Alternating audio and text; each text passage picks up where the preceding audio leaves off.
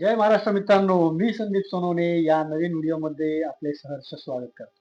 तर मागच्या व्हिडिओमध्ये आपण हार्डवेअर आणि सॉफ्टवेअर यांच्याशी संबंधित असणाऱ्या भागांची सविस्तर माहिती घेतली आणि ती तुम्हाला समजली असेलच अशी अपेक्षा करतो. तसेच आपण मागच्या काही व्हिडिओमध्ये डेस्कटॉप आणि लॅपटॉप मधला फरक पण बघितलेला आहे. आणि जर व्यवसाय करायचा असेल तर लॅपटॉप रिपेअरिंगच आजच्या घडीला प्रॉफिटेबल आहे. चला तर मग आजच्या व्हिडिओला सुरुवात करूया. आज आपण बघणार आहोत लॅपटॉप ची मूलभूत माहिती. जसे गावाकडे शेतकऱ्याचा मित्र असतो साप, तसा शहरातल्या आपल्या सगळ्यांचा मित्र आहे लॅपटॉप असं म्हणायला काय हरकत आहे आता. कारण तोही आपल्याला कामात मदत करतोच प्रत्येक. कारण जवळजवळ सगळ्याच फील्डमध्ये तो वापरला जातो. आणि आय टी वाल्यांचा तो तो जीव की प्राण. तर तो बंद पडला तर टेक्निशियनच वरदान. बरोबर ना मित्रांनो? लॅपटॉप म्हणजे फक्त एक मशीन नाहीये, तो एक मानवाचा मित्र झालेला आहे आता. चला तर मग त्याचं व्यक्तिमत्व समजून घेऊया. चला तर मित्रांनो, आज आपण बघणार आहोत लॅपटॉपची मूलभूत माहिती. लॅपटॉप म्हणजे काय? तर लॅपटॉप एक पोर्टेबल संगणक आहे. पोर्टेबल म्हणजे छोटस. डेस्कटॉप पेक्षा जसं आपण डेस्कटॉप बघितला होता, त्याला एक सीपीयू असतो, त्याला एक स्क्रीन असते, कीबोर्ड वेगळा असतो, माऊस वेगळा असतो. तसा हा पोर्टेबल असतो, त्याच्यापेक्षा छोटा, आकाराने छोटा.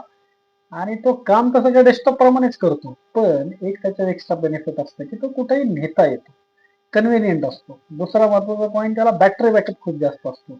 पूर्वी 1.5-2 तासाचा बॅकअप यायचा, आता कमीत कमी त्याला 4 ते 5 तासाचा. काही काही लॅपटॉपला तर जेवढे स्लिम लॅपटॉप वगैरे आलेले आहेत नवीन, त्यांना तर 7-8 तासाचा पण बॅकअप असतो. ते दोन तुम्हाला प्लस पॉईंट असतात. हा, तो खर्चिक आहे रिपेअर करण्यासाठी. तो खर्चिक असल्यामुळे आपल्याला तिथं 2 पैसे मिळायचा जास्त चान्स आहे. ठीक आहे. लॅपटॉप हा संगणकाचा हलका लहान प्रकार असून त्यात स्क्रीन, कीबोर्ड, बॅटरी या सगळ्या गोष्टी एकत्र असतात. ह्याच्यात काही वेगवेगळं नसतं. केबलचं जंजाळ नाहीये त्याच्यामध्ये. तुम्हाला वेगवेगळ्या केबल लावायची गरज नाही. फक्त एकच केबल असते, ती चार्जरची केबल असते. तेवढाच फक्त त्याला केबल कनेक्ट करावं लागतं. बाकीचं त्याचं सगळं इनबिल्ट असतं. म्हणजे एकाच साच्यामध्ये सगळं कनेक्ट केलेलं असतं. म्हणून तो खूप कन्व्हिनियंट असतो. आणि त्याचं नाव लॅपटॉप का पडलं, तर तो मांडीवर ठेवता येतो. काम करताना मांडीवर ठेवून काम करतो, म्हणून त्याला लॅपटॉप असं नाव पडलं. तर आपण त्याला लॅपटॉपला मराठी भाषेत काय म्हणू शकतो?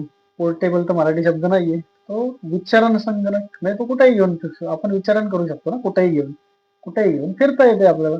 त्यामुळे त्याला आपण म्हणू शकतो विचरण संगणक. म्हणजे विचरण कॅपॅसिटी किंवा विचरण, त्याचे गुणधर्म कसे असतात, तर तो खूप हलक्या वजनाचा असतो, साधारण 1-2 किलो.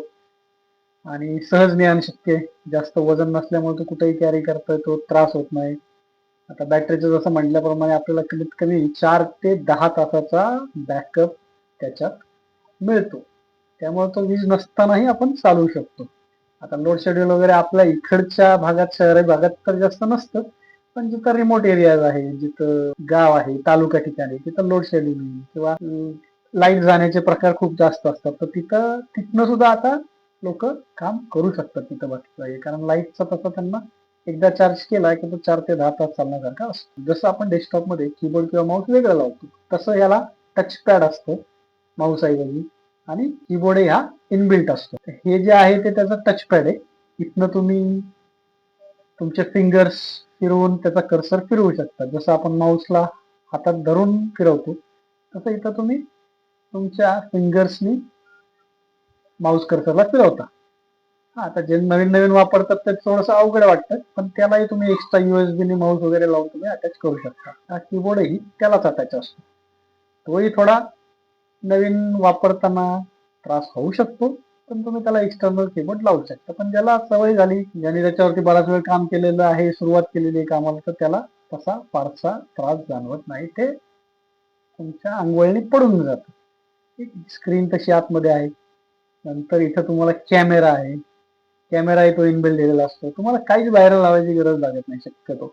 स्पीकर त्याच्या आतमध्येच असतो छोटे. हा, त्याचा आवाज खूप मोठा नसतो, पण त्याला इनबिल्ट स्पीकरही असतो.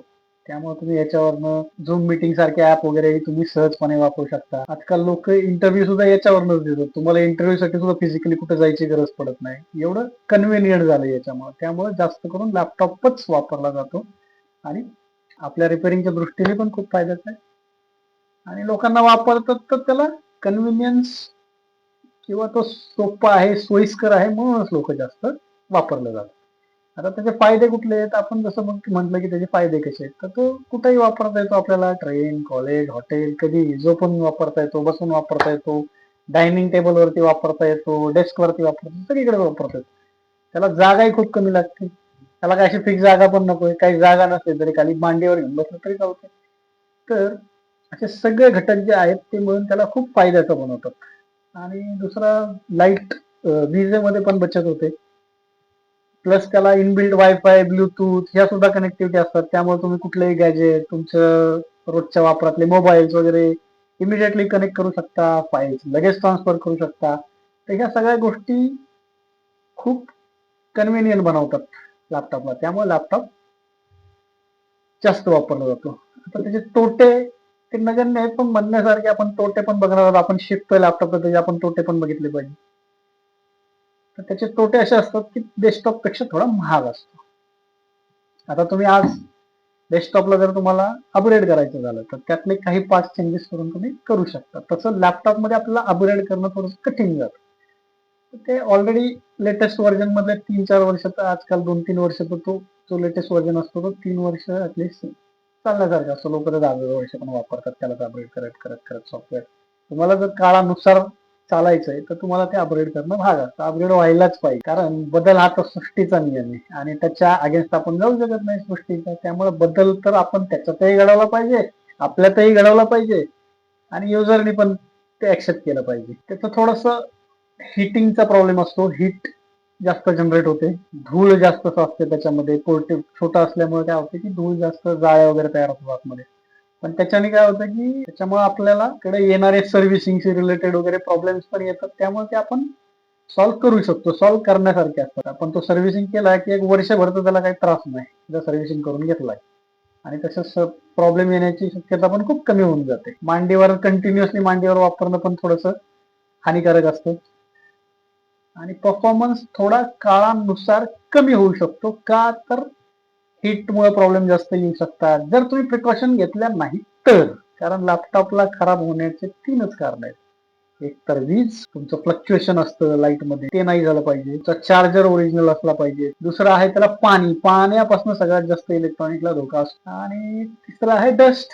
डस्ट आपण ते आपल्या हातात असतं, ते आपण टेक्निशियन कडनं करून घेऊ शकतो. पण थोडीशी रिस्क कमी घ्यायची. जर तुम्ही शिकताय टेक्निकल फील्ड मध्येच तुम्हाला जायचंय तर तुम्ही ट्राय नक्की करू शकता. पण सुरुवातीला डायरेक्ट करू नका, कारण रिस्क असते. टेक्निशियन कडनंच करून घ्या.